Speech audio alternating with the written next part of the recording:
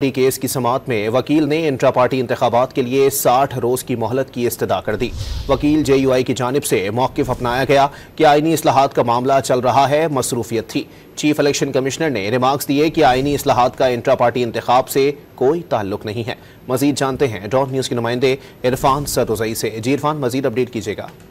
आज इस केस की समाअत चीफ इलेक्शन कमिश्नर की सरबराही में 3 रुकनी बेंच ने की। जमीयत उलमा इस्लाम का जो जूनियर वकील पेश हुए, उन्होंने मौक़िफ़ इख्तियार किया कि जमीयत की जो इंट्रा पार्टी इंतखाबात का मरहला है वो हो रहा है और सबसे ज्यादा जो जिले के जो यूनिट्स हैं उनके इंतखाब में वक्त लग रहा है और इसलिए इंतखाबी शेड्यूल की जो दस्तावेजात है वो हमने जमा कराई हैं, लेकिन इंट्रा पार्टी इंतखाबात के लिए 60 रोज की मोहलत दे दें। जिस पे चीफ इलेक्शन कमिश्नर ने कहा कि 60 रोज ज्यादा होने के उन्होंने कहा कि रिमार्क्स दिए और साथ ही कहा कि JUI जो है वो आईनी इस्लाहात के मामले में बहुत ज्यादा जो पूरी क़यादत थी वो मसरूफ थी और इसलिए वक्त नहीं मिल सका।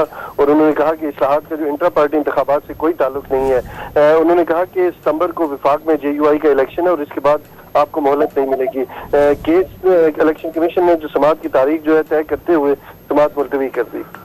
बहुत शुक्रिया इरफान।